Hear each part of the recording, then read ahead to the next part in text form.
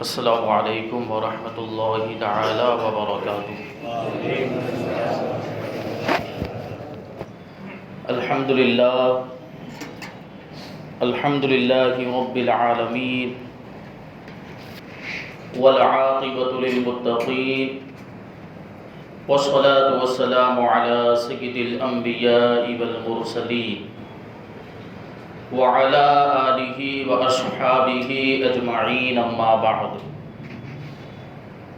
فاعوذ باللہ من الشیطان الرجیم، بسم اللہ الرحمن الرحیم۔ ان اولیاؤہ الا المتقون۔ صدق اللہ مولانا العظیم وصدق رسولہ النبی الامین المتین الکریم،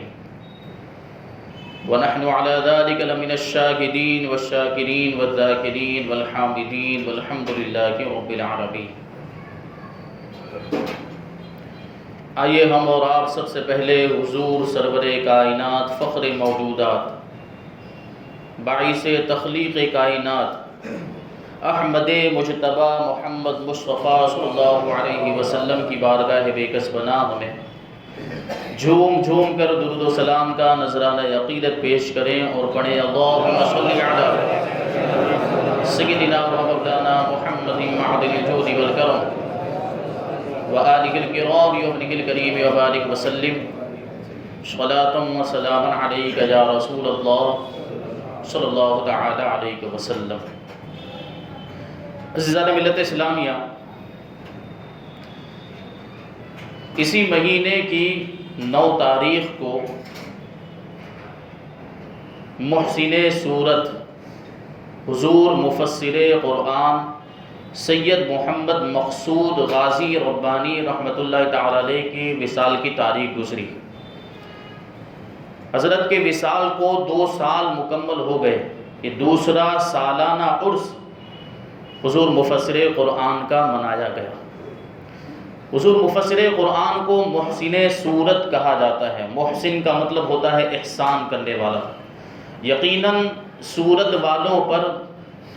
حضور مفسر قرآن کا بڑا احسان ہے۔ سورت میں حضرت کی بڑی خدمات ہیں۔ آج جو یہ ہم سنیت کی بہاریں دیکھ رہے ہیں، یہ ساری جو رونقیں ہیں، یہ انہی بزرگوں کی خدمات کا نتیجہ ہے۔ ورنہ ایک وقت وہ تھا سورت کے اندر کہ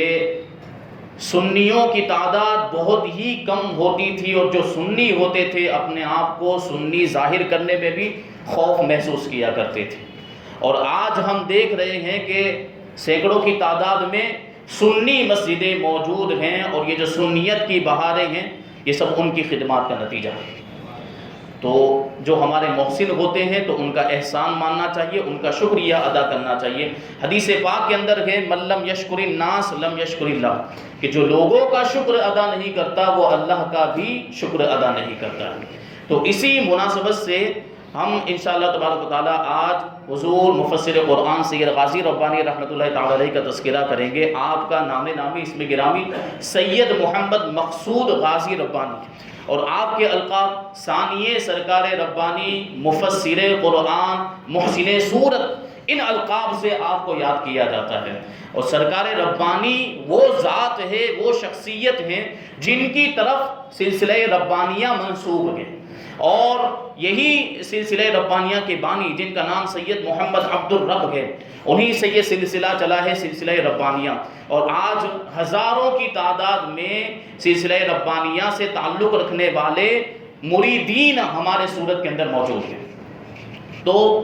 ایک بہت اہم حصہ ہے، ایک بہت اہم رول ہے، ان کا کردار ہے سید غازی ربانی رحمۃ اللہ تعالی علیہ کا۔ آپ کا نام نامی سید محمد مقصود غازی ربانی، اور آپ حسینی سادات کے گھرانے سے تعلق رکھتے ہیں۔ آپ کا جو گھرانہ ہے یہ حسینی سادات کا گھرانہ ہے۔ آپ کا سلسلہ نسب 34 واسطوں سے اللہ کے رسول صلی اللہ علیہ وسلم تک پہنچتا ہے۔ بڑا مبارک، بڑا جو ہے کہ عظمت والا، شان و شوکت والا گھرانہ ہے۔ اور آپ کا جو شجرہ نسب ہے وہ کس طریقے سے ہے، آپ دیکھیں کہ سید محمد مقصود غازی ربانی یہ صاحبزادے ہیں محبوب العلماء سید محمد عبد المعبود رحمۃ اللہ تعالی علیہ کے، اور وہ صاحبزادے ہیں سرکار ربانی سید محمد عبدالرب رحمۃ اللہ تعالی علیہ کے، وہ صاحبزادے ہیں سرکار امانت علی کے، اور وہ صاحبزادے ہیں مفتی دائم علی کے، وہ صاحبزادے ہیں سید محمد بشیر الدین کے، وہ صاحبزادے ہیں سید محمد غیاث الدین کے، وہ صاحبزادے ہیں سید محمد قطب الدین کے، وہ صاحبزادے ہیں سید محمد مشائخ کے، اور وہ صاحبزادے ہیں سید محمد کمال حسین میاں کے، وہ صاحبزادے ہیں سید محمد عبداللہ کے، وہ صاحبزادے ہیں سید محمد نصر اللہ کے، اور وہ صاحبزادے ہیں سید محمد معروف کے، وہ صاحبزادے ہیں سید محمد ناصر الدین کے، وہ صاحبزادے ہیں سید معروف بندگی کے، وہ صاحبزادے ہیں ابو اسحاق کیمیا نظر کے، اور وہ صاحبزادے ہیں سید صدر الدین راجو خطار رحمۃ اللہ تعالی علیہ کے، جو حضرت مخدوم جہانیہ جہاں بخش رحمۃ اللہ تعالی علیہ کے جانشین اور ان کے خلیفہ تھے، اور وہ صاحبزادے ہیں سید احمد کبیر کے، وہ صاحبزادے ہیں سید جلال الدین کے، وہ صاحبزادے ہیں سید علی معید کے، وہ صاحبزادے ہیں امام سید محمد جعفر کے، وہ صاحبزادے ہیں سید احمد کے، وہ صاحبزادے ہیں سید محمد کے، وہ صاحبزادے ہیں سید عبداللہ کے، وہ صاحبزادے ہیں امام علی اصغر کے یا امام علی اشقر کے، وہ صاحبزادے ہیں امام جعفر زکی کے، وہ صاحبزادے ہیں امام علی تقی کے، وہ صاحبزادے ہیں امام علی نقی کے، وہ صاحبزادے ہیں امام موسیٰ کاظم کے، وہ صاحبزادے ہیں امام جعفر صادق کے، وہ صاحبزادے ہیں امام محمد باقر کے، اور وہ صاحبزادے ہیں امام زین العابدین کے، اور وہ صاحبزادے ہیں امام علی مقام امام حسین رضی اللہ تعالیٰ عنہ کے، وہ صاحبزادے ہیں مولا کائنات علی مرتضیٰ شیر خدا رضی اللہ تعالیٰ عنہ کے، وہ شوہر ہیں خاتون جنت سیدہ کائنات حضرت فاطمہ الزہرا رضی اللہ تعالیٰ عنہ کے، اور وہ صاحبزادی ہیں سرکار اقدس حضور رحمت عالم محمد الرسول اللہ صلی اللہ علیہ وسلم۔ سبحان اللہ سبحان اللہ سبحان یہ اللہ۔ پورا سلسلہ نسب دیکھیں آپ تو اس شجرہ نسب کے اندر ائمہ اہل بیت بھی ہیں، مشائخ اعظام بھی ہیں، اولیاء کرام بھی ہیں، بزرگان دین بھی ہیں، بڑے بڑے اولیاء کرام اس خاندان کے اندر موجود ہیں۔ ایسا خاندان ہے سید غازی ربانی حضور مفسر قرآن رحمۃ اللہ تعالی علیہ کا، یہ اتنی بڑی خوبی اللہ تبارک و تعالیٰ نے دیگر بہت سارے کمالات عطا فرمائے، بہت سارے فضائل عطا فرمائے، آپ کو تقویٰ پرہیزگاری بھی عطا فرمایا اور تواضع اور انکساری بھی عطا فرمائے، بڑوں سے جو بڑوں کا ادب کیا کرتے تھے، چھوٹوں پر شفقت کیا کرتے تھے، اور اللہ کے لیے کسی سے محبت کرتے تھے تو اللہ کے لیے محبت کیا کرتے، کسی سے نفرت کرتے، کسی سے دشمنی کرتے تو اللہ کی رضا کے لیے کیا کرتے تھے، اور آپ کے اندر جو ہے بالکل ہی اچھے چھوٹا ہو یا بڑا سب کے ساتھ یکساں طور پر پیش آتے تھے، لیکن جو گمراہ ہوتے، جو اللہ کے رسول کی شان میں گستاخی کرنے والے ہوتے، ان کے ساتھ کبھی سمجھوتا نہیں کیا کرتے تھے۔ ایسی خوبیاں اللہ تبارک و تعالیٰ نے آپ کو عطا فرمائی، لیکن اس میں سب سے بڑی خوبی یہ ہے کہ اللہ تبارک و تعالیٰ نے آپ کو سادات گھرانے میں پیدا فرمایا، اور حسینی سادات میں آپ کو پیدا فرمایا ہے۔ یہ شان ہے سید غازی ربانی رحمۃ اللہ تعالی علیہ کی۔ اور آپ کو بتا دوں کہ سورت والوں کو گمراہ فرقوں کی اور بد مذہبوں کی سب سے پہلے پہچان کسی نے کرائی ہے تو وہ سید غازی ربانی کی ذات ہے۔ آج جو سنیت کی بہاریں دیکھ رہے ہیں اس میں ان کا بہت بڑا حصہ ہے۔ میں کسی دوسرے علماء کرام کی خدمات کا انکار نہیں کرتا، دوسرے بھی بہت سے جو ہے علماء کرام صورت میں آتے ہیں، تشریف لاتے ہیں، مشائخ اعظام، پیران اعظام، اور ان کی بھی بڑی خدمات ہیں، لیکن جیسی خدمت حضور مفسر قرآن نے انجام دی ہے ایسی آج تک کسی نے صورت میں انجام نہیں دی۔ دو شخصیات ایسی ہیں جن کا صورت والوں پر بڑا احسان، اکثر میں یہ بات کہا کرتا ہوں، ان میں سے ایک حضور مفسر قرآن ہے اور دوسری ذات حضور اشرف الفقہاء مفتی مجیب اشرف رحمۃ اللہ علیہ۔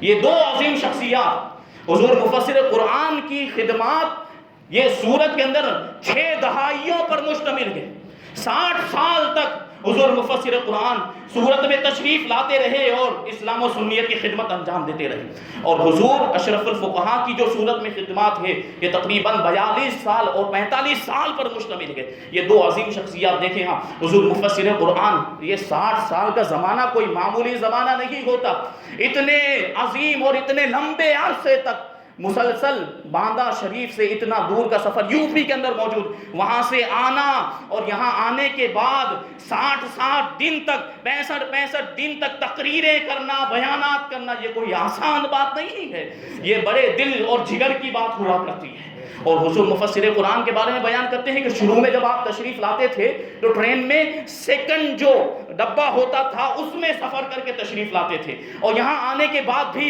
کوئی بہت عظیم الشان طریقے پر آپ کا استقبال نہیں ہوتا تھا کہ اس وقت سنیت کا یہ کے معاملات ایسے نہیں تھے۔ اس وقت آپ سائیکل پہ سفر کر کے پروگرام کے لیے تشریف لے جایا کرتے، ایسی ایسی تکلیفوں کا سامنا کیا ہے، ایسی ایسی مشقتوں کا سامنا کیا ہے، جب جا کے اللہ تبارک و تعالیٰ نے ان کی خدمات کا یہ نتیجہ عطا فرمایا کہ آج ہزاروں نہیں لاکھوں کی تعداد میں سنی یہاں پر موجود ہے۔ یہ حضور مفسر قرآن کی خدمات کا نتیجہ ہے۔ ایسی عظیم الشان شخصیت اللہ تبارک و تعالیٰ نے ہمیں عطا فرمائی ہے، تو جس بھی سلسلے کا ماننے والا ہو، اگر وہ سورت کا رہنے والا ہے تو اس پر حضور مفسر قرآن کا احسان ہے، اسے ماننا پڑے گا، کیونکہ یہ سلسلے تو بعد میں ہوئے ہیں۔ ہم سب سے پہلے مسلمان ہیں، بعد میں سنی ہیں، اور جو بھی سنی ہے وہ ہمارا ہے، ہمارا بھائی۔ جو بھی عاشق رسول ہے، جو رسول اللہ کی محبت اپنے دل میں رکھتا ہے، وہ ہمارا بھائی ہے۔ حضور مفسر قرآن کے اس اعتبار سے ہم پر بڑے احسانات ہیں۔ تو اللہ تبارک و تعالیٰ نے ایسی عظیم شخصیت ہمیں عطا فرمائی۔ اللہ تبارک و تعالیٰ نے کیسا مقام و مرتبہ عطا فرمایا تھا، کیسے متقی و پرہیزگار اور کیسے باعمل علم و عمل کے پیکر، کہ آپ کی ابتدائی تعلیم کے بارے میں پہلے آپ کو بتا دوں کہ آپ کی جو پیدائش ہوئی یہ 29 ذی قعدہ ہجری 1344 10 جون 1926 میں رائے گڑھ میں، جو اس وقت مدھیہ پردیش میں ہوا کرتا تھا، اب چھتیس گڑھ میں ہوتا ہے، وہاں آپ کی ولادت ہوئی۔ ابتدائی تعلیم والد ماجد سے حاصل کی، اور پھر اعلیٰ تعلیم کے لیے مدرسہ عالیہ قادریہ بدایوں شریف میں آپ نے داخلہ لیا، وہاں سے فضیلت کی سند حاصل کی۔ پھر لکھنؤ میں دارالعلوم فرقانیہ میں قراءت و تجوید کی تعلیم حاصل کی، یعنی آپ قاری بھی تھے قرآن کے، اور تجوید کے بڑے ماہر بھی تھے، اور قرآن سے بڑی محبت فرمایا کرتے، ہمیشہ جب بھی موقع ملتا قرآن پاک کی تلاوت فرمایا کرتے تھے۔ بلکہ بیان کرنے والے بیان کرتے ہیں کہ کبھی کبھی تو خواب میں بھی قرآن کی تلاوت کیا کرتے تھے، اور مخارج کے ساتھ صحیح طور پر قرآن کی تلاوت کرتے خواب میں۔ ہم اور آپ خواب میں الٹی سیدھی باتیں بکتے ہیں، کیا کیا بکتے ہیں، گالیاں بکتے ہیں، ادھر ادھر کی باتیں کرتے ہیں، لیکن حضور مفسر قرآن کی شخصیت کو دیکھیں کہ خواب میں بھی اگر کچھ کہہ رہے ہیں، کچھ پڑھ رہے ہیں، تو کوئی ادھر ادھر کی بات نہیں کر رہے بلکہ قرآن پاک کی تلاوت کر رہے ہیں۔ یہ شان ہے، یہ عظمت ہے۔ پھر وہاں سے لکھنؤ تکمیل الطب کالج کے اندر آپ نے داخلہ لیا، وہاں BIMS کی ڈگری حاصل کی آپ نے، اور پھر یہ جو زمانہ تھا یہ 1947 کا زمانہ، جو تقسیم ہند کا زمانہ، یہ پارٹیشن جب ہوا اس وقت کا زمانہ، تو آپ وہاں سے جو ہے کہ اپنے والد ماجد حضرت محبوب العلماء کی بارگاہ میں حیدرآباد تشریف لائے، اور یہاں آپ کو گورنمنٹ کی طرف سے گورنمنٹ میڈیکل آفیسر کے طور پر مقرر کیا گیا، اور یہاں پر اس طریقے سے، اس طور پر، اس حیثیت سے آپ نے خدمات انجام دینا شروع کر دیا، اور یہیں پر آپ کے والد ماجد کا انتقال ہو گیا طاعون کی بیماری میں، پلیگ کی بیماری میں۔ محبوب العلماء کا 49 سال کی عمر میں انتقال ہو گیا، اور پھر تقسیم ہند ہو گیا، تو افراتفری کا ماحول تھا اس وقت۔ جو ہے یہ جو حیدرآباد کی ریاست یہ ہندوستان میں شامل نہیں تھی، لیکن بعد میں پھر اس کو ہندوستان میں شامل کر دیا گیا، اور حضور مفسر قرآن وہاں سے واپس اپنے وطن یعنی باندہ شریف تشریف لائے، اور یہاں آنے کے بعد پھر آپ کو ناگپور سے بلاوا آیا، مفتی عبدالرشید نے بلایا کہ آپ ہمارے یہاں پر تشریف لائیں اور تدریس کی خدمات انجام دیں۔ تو حضور مفسر قرآن سید غازی ربانی رحمۃ اللہ تعالی علیہ پھر ناگپور تشریف لے گئے، اور جامعہ عربیہ میں 3 سال تک درس و تدریس کی خدمات انجام دی۔ آپ وہاں پہنچے تو آپ کو چونکہ BIMS کی ڈگری بھی آپ کو حاصل تھی، معالج بھی تھے، ڈاکٹر بھی تھے، اور اس وجہ سے مفتی عبدالرشید صاحب نے جامعہ عربیہ ناگپور کے اندر علاج کا شعبہ بھی قائم کیا، کہ اگر کسی کو کوئی بیماری ہو، اگر کسی کو اپنی طبیعت کے بارے میں کوئی مشورہ لینا ہو، کوئی علاج کروانا ہو، کوئی نسخہ معلوم کرنا ہو، کوئی دوا معلوم کرنی ہو، تو وہ ہمارے جامعہ میں آ سکتا ہے اور حضور مفسر قرآن سے استفادہ کر سکتا ہے۔ 3 سال تک آپ وہاں پر رہے، پھر اپنے پیر و مرشد حضور سرکار ربانی کی بارگاہ میں واپس اپنے وطن پہنچ گئے، اور بیعت و خلافت سے نوازے گئے، اور بہت ہی کم عمر کے اندر حضور سرکار ربانی نے آپ کو اپنی خلافت سے نوازا ہے، ساری نعمتیں خاندان کی آپ کو عطا فرمائی۔ یہ شان ہے حضور مفسر قرآن کی۔ آپ کے والد ماجد کا چونکہ کم عمر کے اندر ہی انتقال ہو گیا تھا، اس لیے آپ کے دادا جان حضور سرکار ربانی کی ساری توجہ آپ کی طرف تھی۔ آپ نے بڑی محنت و مشقت کے ساتھ، بڑی شفقت کے ساتھ، مہربانی کے ساتھ آپ کی تربیت فرمائی ہے۔ یہی تربیت کا نتیجہ ہے کہ حضور مفسر قرآن کو آج ثانی سرکار ربانی کہا جاتا ہے۔ وہ ساری خوبیاں جو اللہ تبارک و تعالیٰ نے حضور سرکار ربانی کو عطا فرمائی تھی، وہی ساری خوبیاں اللہ نے حضور مفسر قرآن کو بھی آپ کی خدمت کے بدلے میں عطا فرمائی۔ تو یہ شان ہے اور ایسا تقویٰ اور ایسی پرہیزگاری کہ حضور سرکار ربانی سید محمد عبد الرب رحمۃ اللہ تعالیٰ علیہ کی جب عمر بہت زیادہ ہو گئی تو آپ نے دورے بند کر دیے، سفر کرنا بند کر دیا، اور مختلف علاقوں میں جو آپ تشریف لے جایا کرتے تھے تو آپ نے وہاں جانا بند کر دیا۔ تو یو پی میں ایک شہر ہے اٹاوا، وہاں بھی حضور سرکار ربانی تشریف لے جایا کرتے تھے، لیکن جب آخری عمر میں آپ کے دورے ختم ہو گئے، دورے بند ہو گئے، تو وہاں کے لوگ آپ کی زیارت کے لیے بے چین اور بے قرار۔ ان لوگوں نے سرکار ربانی کی بارگاہ میں ایک خط لکھا کہ حضور ہم آپ کی زیارت کے لیے بے چین ہیں، بے قرار ہیں، آپ تو تشریف نہیں لا سکتے کمزوری کی وجہ سے اور عمر زیادہ ہو جانے کی وجہ سے، لیکن اگر آپ چاہیں تو اپنے خاندان میں سے کسی فرد کو منتخب کر کے ہمارے پاس بھیج دیں تاکہ ہم ان سے فیض حاصل کریں۔ اب جب یہ خط سرکار ربانی کو اٹاوا والوں کا ملا تو سرکار ربانی کی نظر انتخاب حضور مفسر قرآن پر اٹھی۔ حضور مفسر قرآن کو سرکار ربانی نے بلایا اور ایک خط اٹاوا والوں کے لیے لکھا، وہ خط دے کر آپ کو اٹاوا بھیج دیا کہ وہاں جاؤ اور دین کی خدمت کا کام انجام۔ اب حضور مفسر قرآن اٹاوا پہنچ گئے، اور اٹاوا پہنچنے کے بعد ان لوگوں کو، وہاں کے لوگوں کو وہ خط دیا جو سرکار ربانی نے لکھ کر دیا تھا۔ اب اٹاوا والوں نے سرکار حضور مفسر قرآن کو دیکھا، وہ خط لیا اور اس خط کو کھول کر دیکھا تو اس میں لکھا ہوا تھا کہ میں تمہارے پاس اپنے خاندان کے ایسے نوجوان کو بھیج رہا ہوں جو میرے خاندان میں سب سے زیادہ متقی اور پرہیزگار ہے، جو میرے بیٹے کا بیٹا ہے، تم اس سے فیض حاصل کرو۔ یہ شان ہے۔ اب آپ غور کریں کہ متقی، پرہیزگار، تقوی و پرہیزگاری کا عالم یہ ہے۔ اور پھر بات یہ ہے کہ جو مریدین ہوتے ہیں عام طور پر، جو چاہنے والے ہوتے ہیں، متوسلین ہوتے ہیں، جو متعلقین ہوتے ہیں، وہ تو اپنے پیر کی تعریف کرتے ہی ہیں۔ کبھی کبھی تو ایسے معاملات ہوتے ہیں کہ پیر میں جو خوبی نہیں ہوتی وہ خوبی بھی بیان کی جاتی ہے۔ جو فارسی میں جو ایک مقولہ ہے جو کہا جاتا ہے کہ پیرا نمی پرت مریدہ می پڑھانا، کہ پیر اڑتے نہیں ہیں، مرید اڑاتے ہیں۔ برا لگانے کی بات نہیں ہے، ایسے معاملات ہوتے ہیں، لیکن حضور مفسر قرآن کا معاملہ یہ تھا کہ اللہ تبارک و تعالیٰ نے حقیقت میں صحیح طور پر یہ ساری خوبیاں، تقوی و پرہیزگاری اور دیگر خوبیاں آپ کو عطا فرمائی تھی، اور اس کی گواہی کسی اور نے نہیں بلکہ خود حضور سرکار ربانی نے دی۔ اور جب بڑے گواہی دیتے ہیں تو وہ سند ہو جایا کرتی ہے۔ حضور سرکار ربانی نے آپ کے تقوی و پرہیزگاری کی گواہی دی، اور تقوی و پرہیزگاری دیکھیں آپ تو اس کے نظائر ہمارے سامنے موجود، اس کی مثالیں ہمارے سامنے موجود ہیں۔ یہ حاجی عبد القادر ماسٹر، ان کا بیان ہے کہ حضور مفسر قرآن ایک مرتبہ سورت میں تشریف لائے تو صلابت پورے میں آپ کا قیام تھا، تو وہاں سے پروگرام کرنے کے لیے، تقریر کرنے کے لیے آٹو رکشہ میں ہم لوگ بیٹھ کر حضرت کو لے کر جانے لگے۔ اب چونکہ ٹائم کم تھا تو حضور مفسر قرآن نے ارشاد فرمایا رکشہ والے سے کہ جلدی چلاؤ، جلدی کرو۔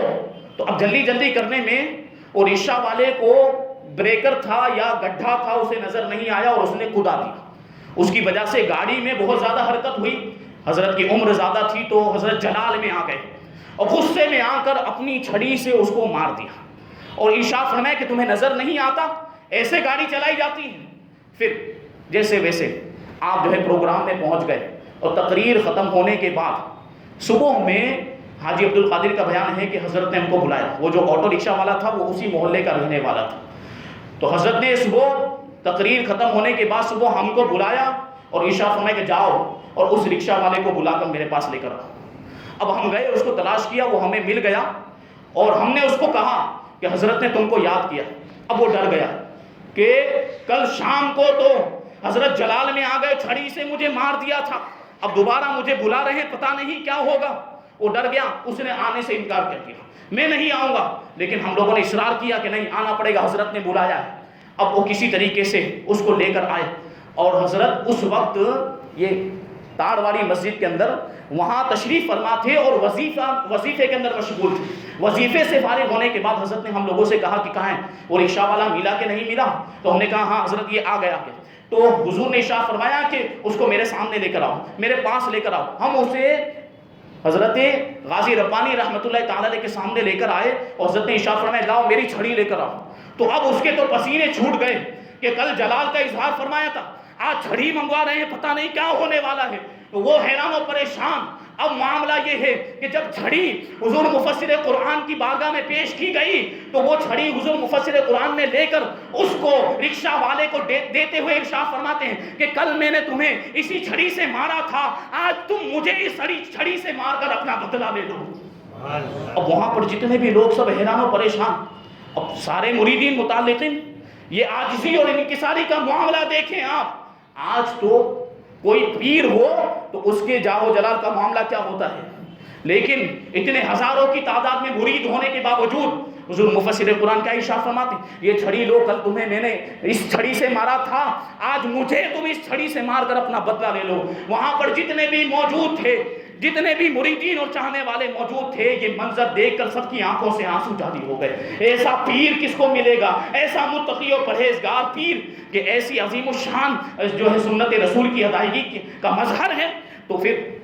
وہ جو رکشہ والا تھا وہ کہنے لگا حضور میری غلطی تھی، آپ مجھے معاف فرمائیں۔ لیکن حضور مفسر قرآن فرماتے نہیں، میری غلطی تھی، تم اپنا بدلہ لے لو، کیونکہ اگر کل قیامت کے دن میرے رب نے پوچھا کہ تم نے میرے بندے کو مارا تھا تو میں کیا جواب دوں گا، تم نے میرے بندے کو کیوں مارا تھا، تو میں اللہ کی بارگاہ میں کیا جواب دوں گا؟ مجھے کل قیامت کے حساب سے ڈر لگتا ہے۔ یہ حضور مفسر قرآن کے خوف خدا کا عالم تھا۔ اب اس نے کہا، حضور مفسر قرآن نے کہا کہ تم مجھے معاف کر دو یا تو پھر اپنا بدلہ لے لو۔ تو رکشہ والے نے کہا کہ ٹھیک ہے حضرت، میں نے آپ کو معاف کیا، آپ بھی مجھے معاف فرما دیں۔ اور جب وہ رکشہ والا مسجد سے باہر نکلا تو وہ آنسو بہاتے ہوئے نکلا اور اس کی زبان پر ایک ہی جملہ تھا کہ خوف خدا کا یہ عالم ہے، اللہ اکبر، اللہ اکبر۔ یہ شان ہے اور یہ تقوی پرہیزگاری کا معاملہ حضور مفسر قرآن کا، یہ شان و شوکت اللہ تبارک و تعالیٰ نے آپ کو عطا فرمائی ہے۔ اور مقام و مرتبہ کیسا کہ آپ کلکتہ میں پہلے بہت دورے فرمایا کرتے تھے، آپ کے بڑے پروگرام ہوتے، تقریریں ہوا کرتی، بیانات ہوا کرتے تھے کلکتہ میں، لیکن درمیان میں یہ سلسلہ موقوف ہو گیا، آپ نے کلکتہ جانا بالکل بند کر دیا۔ آخر میں جب آخری عمر ہوئی پھر واپس یہ دورے شروع ہوئے تھے کلکتہ کے، لیکن درمیان میں سلسلہ موقوف ہو گیا۔ اس کی وجہ کیا ہوئی؟ اس کی وجہ یہ ہے کہ جب آپ کلکتہ تشریف لے جاتے تھے تو وہاں جس کے یہاں بھی آپ رکتے، روزانہ صبح سویرے آپ جو ہاوڑا ندی ہے، دریائے ہاوڑا، اس کے کنارے پر تنے تنہا تشریف لے جاتے، خادموں کو آنے کی اجازت نہیں تھی، تنہا تشریف لے جاتے تھے اور چہل قدمی کیا کرتے تھے دریائے ہاوڑا کے کنارے۔ اور اسی طریقے سے ایک مرتبہ حضور مفسر قرآن چہل قدمی کرنے کے لیے ہاوڑا ندی کے کنارے پر تشریف لے گئے، اور خادموں نے سوچا کہ حضرت ہمیں تو ہر جگہ اپنے ساتھ لے جاتے ہیں، لیکن جب چہل قدمی کرنے کے لیے تشریف لے جاتے ہیں تو ہمیں ساتھ لے کر نہیں جاتے، معاملہ کیا ہے؟ تو ایک مرتبہ اسی طریقے سے چھپ کر خادم آپ کے پیچھے پیچھے گئے، حضور مفسر قرآن کے پیچھے پیچھے گئے کہ دیکھیں ہوتا کیا ہے، اور جا کر ایک جگہ چھپ کر دیکھنے لگے۔ حضور مفسر قرآن ٹہلتے ٹہلتے ایک جگہ پر اپنی لاٹھی کو ٹیکتے ہوئے رک گئے اور جھکے، وہاں پر ایک کوا نیم مردہ حالت میں پڑا ہوا تھا، مرنے کے قریب تھا، ایک کوا پرندہ ایک ہے، وہ مرنے کی حالت میں، مرنے کے قریب نیم مردہ حالت میں پڑا ہوا تھا۔ حضور مفسر قرآن نے اس پر ایک ضرب لگائی، ابھی ضرب لگانا تھا کہ وہ پرندہ صحت یاب ہو گیا اور پرواز کرنے لگ گیا۔ جو خدام تھے انہوں نے یہ پورا منظر دیکھ لیا۔ اب حضور مفسر قرآن نے پیچھے مڑ کر دیکھا تو سارے خادم موجود ہیں، اور آپ کو پتا چل گیا کہ انہوں نے یہ چیز دیکھ لی ہے، یقیناً یہ اللہ کے ولی کی کرامت ہے۔ تو حضور مفسر قرآن نے ارشاد فرمایا کہ یہ بات کسی پر ظاہر مت کرنا، یہ بات کسی پر ظاہر نہیں ہونی چاہیے، لیکن مریدین کا معاملہ ہوتا ہے، انہوں نے لوگوں کو بتا دیا۔ اسی وجہ سے حضور مفسر قرآن نے کلکتہ جانا ترک فرما دیا تھا۔ یہ مرتبے ہوتے ہیں، دیکھیے اللہ تبارک و تعالیٰ اپنے ولیوں کو، اپنے محبوب بندوں کو ایسے مقام و مرتبے عطا فرماتے ہیں۔ 1971 میں سنی کانفرنس ہوئی تھی جس کی صدارت حضور مفتی اعظم ہند تاجدار اہل سنت شہزادہ اعلیٰ حضرت علامہ مصطفیٰ رضا خان نے فرمائی، اور اس میں بڑے بڑے وقت کے علماء، حضور مجاہد ملت، پاسبان ملت علامہ مشتاق احمد نظامی، ایسی بڑی بڑی شخصیات، اور اس جلسے کی نظامت اور اناؤنسری کسی نے کی ہے تو حضور مفسر قرآن نے کی ہے۔ ایسی بڑی شخصیات نے ان کو منتخب فرمایا ہے اس عظیم کام کے لیے، اور اسی کانفرنس کے اندر آپ نے ایک تقریر بھی فرمائی، اسلام کی روشنی پر، قرآن و حدیث کی روشنی میں اسلام کے بارے میں تقریر فرمائی، اور جب تقریر مکمل کرنے کے بعد آپ اپنی نشست کے پاس جانے لگے، اپنی بیٹھک کے قریب جانے لگے، تو جو پولیس والے تھے جو انتظامیہ کے طور پر مقرر تھے غیر مسلم، 4-5 پولیس والے آپ کے قریب آئے اور آنے کے بعد کہنے لگے کہ آج تک ہمیں اسلام کے بارے میں کسی نے اس طریقے سے نہیں بتایا تھا جس طریقے سے آج آپ نے ہم کو اسلام کے بارے میں بتایا کہ ہمیں اسلام کی سچائی کا اور اسلام کی صداقت کا یقین ہو گیا کہ فوراً کلمہ پڑھا کے مسلمان بنا دیجئے۔ سبحان اللہ سبحان اللہ۔ پولیس والے جو غیر مسلم تھے آپ کی تقریر سن کر کلمہ پڑھ کے مسلمان ہو گئے، اور صورت کے اندر تو لاکھوں بد مذہبوں نے، لاکھوں گمراہوں نے آپ کے ہاتھ پر توبہ کی ہے اور سنی صحیح العقیدہ بن گئے۔ یہ شان اور یہ مقام و مرتبہ اللہ تبارک و تعالیٰ نے آپ کو عطا فرمائے۔ بہت ساری باتیں باقی ہیں، انشاءاللہ تبارک و تعالیٰ اتوار کے دن گوبھی پورہ مومناوڑا میٹھا بھائی مسجد کے اندر بھی پروگرام ہے حضور مفسر قرآن کے سالانہ عرس کے سلسلے میں، تو اگر آپ چاہتے ہیں تو وہاں تشریف لائیں، مزید باتیں حضور مفسر قرآن کے تعلق سے وہاں پر بیان کی جائے گی۔ اللہ تبارک و تعالیٰ ہمیں بزرگوں کے نقش قدم پر چلتے ہوئے دین اسلام کی خدمت کرنے کی توفیق عطا فرمائے، شریعت مصطفیٰ پر عمل کرنے کی توفیق عطا فرمائے۔